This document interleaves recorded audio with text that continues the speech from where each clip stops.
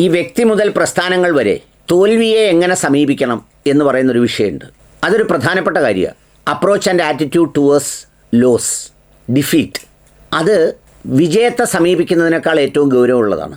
വിജയത്തെ സമീപിക്കുന്നത് വളരെ എല്ലാവരും ഒരേ സ്റ്റൈലിലാണ്, ഒരേ യൂണിഫോം പാറ്റേണിലായിരിക്കും വിജയത്തെ സമീപിക്കുക. അതിൻ്റെ ക്രെഡിറ്റ് എടുക്കാൻ ശ്രമിക്കും.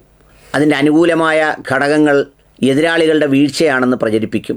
അവരുടെ മേൽ ഏൽപ്പിച്ച പ്രഹരമാണെന്ന് പറയും. ജയിച്ചത് എൻ്റെ അല്ലെങ്കിൽ ഞങ്ങളുടെ മിടുക്കാണ് എന്ന് സ്ഥാപിക്കാൻ ശ്രമിക്കും. ഇതൊക്കെ എല്ലാവരും അങ്ങനെയാണ്. എന്ന് വെച്ചാൽ യൂറോപ്പ് മുതൽ ആഫ്രിക്ക വരെ അങ്ങനെ തന്നെയാണ്. അല്ലെങ്കിൽ ഡൽഹി മുതൽ ഇങ്ങ് നീലികുളം വരെ അതുപോലെ തന്നെയാണ്. പക്ഷേ തോൽക്കുന്നവർ ഇതിനെ സമീപിക്കുന്ന ഒരു സമീപനമാണ് യഥാർത്ഥത്തിൽ ഇതിൻ്റെ ഒരു പ്രധാനപ്പെട്ട കാര്യം. ഞാനെപ്പോഴും പറയുന്ന രണ്ട് കാര്യമുണ്ട്.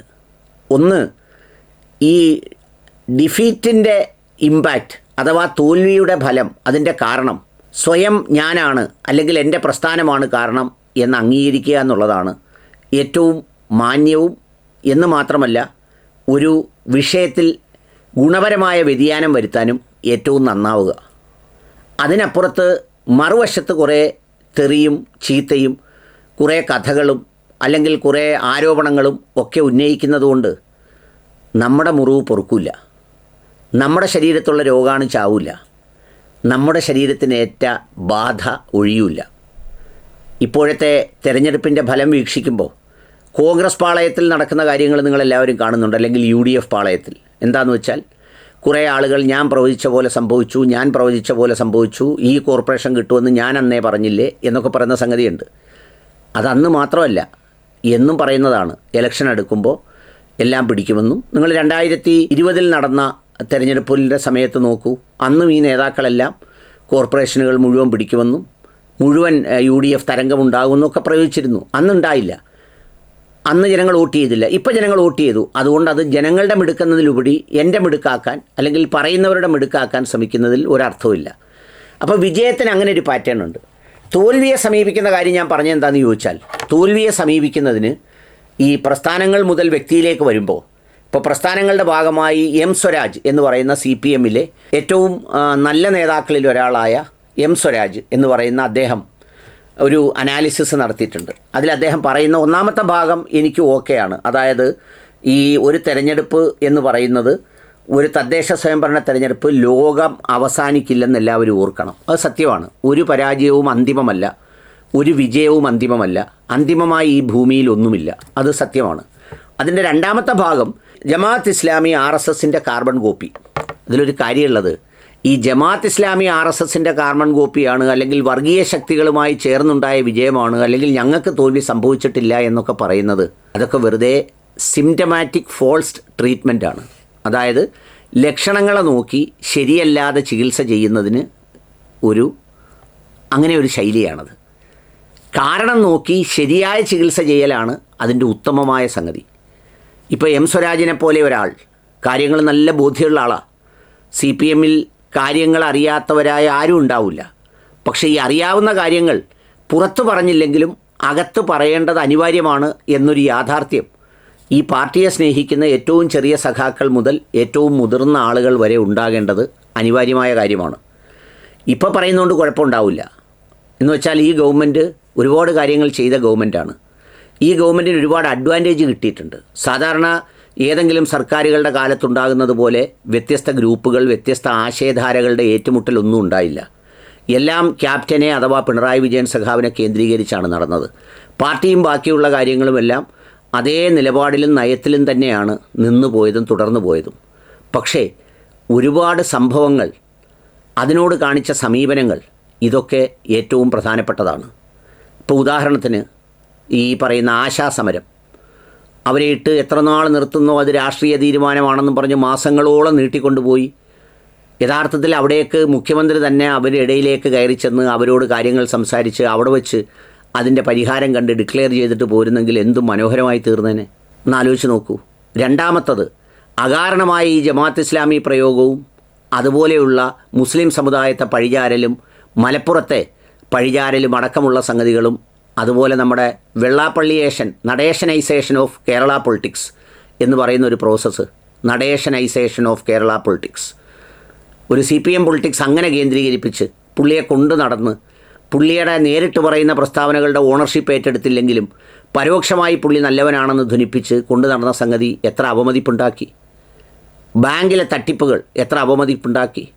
വ്യക്തിപരമായി നമ്മുടെ ആര്യ രാജേന്ദ്രനും ഭർത്താവുമായി ബന്ധപ്പെട്ട ട്രാൻസ്പോർട്ട് ബസ് ഡ്രൈവറുടെ ഇഷ്യൂ എത്ര അപമതിപ്പുണ്ടാക്കി. നവീൻ ബാബുവിൻ്റെ മരണവുമായിട്ട് ബന്ധപ്പെട്ട് ദിവ്യയുടെ പ്രകടനം എത്ര അപമതിപ്പുണ്ടാക്കി. ശബരിമല സ്വർണ്ണക്കൊള്ള എത്ര അപമതിപ്പുണ്ടാക്കി. അങ്ങനെ അടക്കമുള്ള ഒരു കുറേ കാര്യങ്ങൾ ഉണ്ടാക്കിയ അപമതിപ്പ് അവിടെയുണ്ട്. വളരെ ഏകശിലാവിഗ്രഹം പോലെ ഒറ്റ പോയിന്റിൽ കേന്ദ്രീകരിച്ച് 10 വർഷം അല്ലെങ്കിൽ 9.5 വർഷം തുടർന്നപ്പോഴേക്കും എല്ലാവരുടെയും ശൈലി ആ രൂപത്തിലേക്ക് വരുന്ന ഒരു സ്ഥിതിവിശേഷം ഉണ്ടായി. ഇപ്പോഴും പഠിക്കുന്നുണ്ടോ എന്ന് ചോദിച്ചാൽ കണ്ടില്ലേ, കഴിഞ്ഞ ദിവസം തോറ്റതിന് ശേഷം തെരുവിലൂടെ നടത്തിയ വടിവാൾ പ്രയോഗം. നമ്മൾ പോപ്പുലർ ഫ്രണ്ടിനെയും SDP-യെയും ഒക്കെ ഭീകര സംഘടനകളാണ്, RSSനെയൊക്കെ പറയുമ്പോൾ ഒരു മുഖ്യധാര രാഷ്ട്രീയ പാർട്ടിക്ക് ചേർന്നതാണോ അത്തരമൊരു നിലപാട്?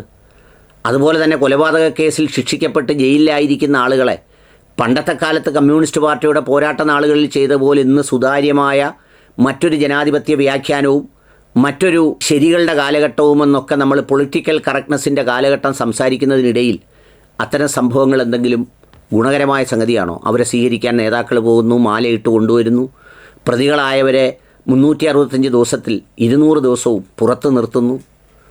ഇതൊക്കെ പാർട്ടി അണികൾക്കും അത് ഇഷ്ടപ്പെടുന്നവർക്കും ഒക്കെ ഇഷ്ടപ്പെട്ടേക്കാമെങ്കിലും ഒരു വലിയ കേഡർ പൊതുസമൂഹം അത് മുഴുവൻ കഴിഞ്ഞുള്ള സാധാരണക്കാരില്ലേ, അവരെതിരാവുകയല്ലേ? ഇത്തരം കാരണങ്ങളെ അക്സെപ്റ്റ് ചെയ്യുകയും അതിനെ സംബന്ധിച്ചുള്ള ശൈലീമാറ്റമടക്കം സമീപനമാറ്റമടക്കം ചർച്ച ചെയ്യേണ്ടതിനും പകരം ഇതുവല്ലതും പറയുന്നതിൽ വല്ല കാര്യമുണ്ടോ? ഏറ്റവും ഒടുവിൽ ഈ വാളെല്ലാം ചൂണ്ടിക്കൊണ്ട് കഴിഞ്ഞത് പോരാതെ ഇതുപോലത്തെ പ്രസംഗങ്ങൾ. ഞങ്ങളുടെ ചിഹ്നം അരിവാൾ ചുറ്റിക നക്ഷത്രമാണ്. ഞങ്ങൾക്ക് അരിവാൾ കൊണ്ടും ചില പരിപാടി അറിയാം. അത് ഇവിടുത്തെ മുസ്ലിം ലീഗുകാരന് ബോധ്യപ്പെടുത്തി കൊടുക്കാൻ അവസരം മുസ്ലിം ലീഗുകാരനായിട്ടുണ്ടാക്കരുത്. ഇവിടെ നിങ്ങൾ ഇന്ന് നിങ്ങളെ വീട്ടിൽ അനങ്ങും ഞങ്ങൾ ആ ഒരു അവസ്ഥ നിങ്ങളിവിടെ ഉണ്ടാക്കരുത്. ഇവിടെ ലീഗിന്റെ പൊന്നാപുരം കോട്ടകളൊക്കെ തന്നെ CPM-ഉം LDF-ഉം ജയിച്ച് മുന്നേറിയിട്ടുണ്ട്. ആ കാലത്തൊന്നും ആ പ്രദേശത്തൊന്നും ഒരു കുഴപ്പവും അതേപോലെ തന്നെ അനിഷ്ട സംഭവങ്ങളും ഒന്നും ഉണ്ടായിട്ടില്ല. ജനാധിപത്യപരമായി തെരഞ്ഞെടുപ്പ് നടക്കും, വോട്ട് അധികം കിട്ടിയാലും ജയിക്കും. കേട്ടില്ലേ? തെരഞ്ഞെടുപ്പിൽ ജയിച്ചതുമോ പരാജയപ്പെട്ടതോ ആയി ബന്ധപ്പെട്ട വിഷയമാണ്. ചെറിയ സംഘർഷം എന്തെങ്കിലും ഉണ്ടായിട്ടുണ്ടാവും പരസ്പരം. അതിനാണ് ഈ പറയുന്നത് വടിവാളുണ്ട്, അരിവാളുണ്ട്, അതുകൊണ്ട് ചില കാര്യങ്ങളൊക്കെ ചെയ്യാൻ കഴിയും എന്ന തരത്തിലുള്ള പ്രസംഗമൊക്കെ ഗുണപരമായ സംഗതിയാണോ സഖാവേ? അതിന് പകരം ജമാഅത്ത് ഇസ്ലാമി RSSൻ്റെ കാർബൺ കോപ്പി എന്ന് പറഞ്ഞിട്ട് വല്ല കാര്യമുണ്ടോ? അതുകൊണ്ട് മാത്രം കാര്യങ്ങൾ മുന്നോട്ട് നീങ്ങുമോ? അതുകൊണ്ട് വളരെ ഗുണപരവും ശരിയുമായ ഒരു ചിന്തയ്ക്ക് തോൽവി കാരണമാക്കണം. ഇത് ഞാൻ പ്രസ്ഥാനത്തിൻ്റെ കാര്യമാണ് പറഞ്ഞത്. ഇനി വ്യക്തികളുണ്ട്. തെരഞ്ഞെടുപ്പിൽ പരാജയപ്പെട്ട ഒത്തിരി പേരുണ്ട്. ജയിച്ചതിൻ്റെ 3 ഇരട്ടി ആളുകൾ തെരഞ്ഞെടുപ്പിൽ പരാജയപ്പെട്ടിട്ടുണ്ട്. ഈ പരാജയപ്പെട്ട ആളുകളൊക്കെയും ആ പരാജയത്തിൻ്റെ ഉത്തരവാദിത്വം വ്യക്തിപരമായി നേരിട്ട് ഏറ്റെടുക്കണം. അതിനു പകരം അവർ വാരി, ഇവർ വാരി, അവർ തോൽപ്പിച്ചു, ആ ജാതി അങ്ങോട്ട് പോയി, ബന്ധുക്കൾ കാലുവാരി, അങ്ങനെ തോൽക്കുന്നതിന് ഒരുപാട് റീസൺസ് ഉണ്ടാവും. നമ്മൾ സാറിന് ആളുകൾ മരിക്കുമ്പോൾ കാരണം പറയൂലേ, കുഴഞ്ഞു വീണു, നെഞ്ചുവേദന എടുത്തു, ഹാർട്ട് അറ്റാക്ക് വന്നു, ഹെമറേജ് വന്നു എന്ന് പറയുന്നതിൻ്റെ അർത്ഥം ആൾ മരിച്ചു എന്നുള്ളത് യാഥാർത്ഥ്യമാണ്. അതിൻ്റെ കാരണങ്ങൾ അങ്ങനെ പറഞ്ഞിട്ടൊരു കാര്യവുമില്ല. ഇപ്പോൾ ഈ തോറ്റവരെല്ലാം ആരോടൊക്കെയുള്ള കെറുപോലെയാണ് നിൽക്കുന്നത്. ഒന്നെങ്കിൽ മറ്റവരോട് കറിയിച്ചു, അയൽക്കാരോട് കറിയിച്ചു, ബന്ധുക്കളോട് കറിയിച്ചു, അവർ വാരി ഇവർ വാരി എന്നൊന്നും പറയുന്നതുകൊണ്ട് കാര്യമില്ല. ഇത് നിങ്ങൾ വോട്ട് എണ്ണുന്നത് വരെ ഇതൊന്നും പറഞ്ഞവരല്ല, നിങ്ങൾ ഭൂരിപക്ഷം എണ്ണി വെച്ചിരുന്നവരാണ്. അപ്പോൾ അതിൻ്റെ അർത്ഥം എന്താ? ഈ താഴെ നടക്കുന്നതൊന്നും അറിയാനുള്ള ഒരു ആത്മബന്ധം ആ പ്രദേശവുമായി നിങ്ങൾക്കില്ല എന്നുള്ളതാണ്. അല്ലെങ്കിൽ നിങ്ങൾ കൂട്ടി വെക്കൂലല്ലോ, എനിക്കിതാണ്ട് ഇത്രയും വോട്ട് കിട്ടും, എനിക്കിതാണ്ട് ഇത്രയും വോട്ട് കിട്ടും. അതിന് മുമ്പ് നിങ്ങൾ വാരിയിട്ടുണ്ട്, അല്ലെങ്കിൽ ഒരാളെതിരെ പ്രവർത്തിച്ചിട്ടുണ്ട് അറിയുകയാണെങ്കിൽ നിങ്ങളുടെ മിടുക്കാണ്. തോറ്റു കഴിഞ്ഞ് അത്തരം കാര്യങ്ങൾ കൊണ്ടൊന്നും ഒരു കാര്യമില്ല. ആരുടെയും പുറത്ത് കയറിയിട്ടും കാര്യമില്ല. തോൽവിയെ അംഗീകരിക്കുക, എന്നിട്ട് അവിടെ സ്വയം തിരുത്തേണ്ടത് എന്താണോ തിരുത്തി മുന്നേറാൻ ശ്രമിക്കുക. അങ്ങനെ തിരുത്തിയവരാണ് വ്യക്തികളായാലും പ്രസ്ഥാനങ്ങളായാലും വിജയിച്ചിട്ടുള്ളത്. അതുകൊണ്ട് ജമാഅത്ത് ഇസ്ലാമിയെ വെറുതെ തെറി പറഞ്ഞുകൊണ്ട് മാത്രം ഒരു ഇലക്ഷന് ജയിക്കാനാവില്ല. വെള്ളാപ്പള്ളിയുടെ തെറി പറച്ചിൽ കൊണ്ട് ഹിന്ദു വോട്ടുകൾ കിട്ടുകയുമില്ല.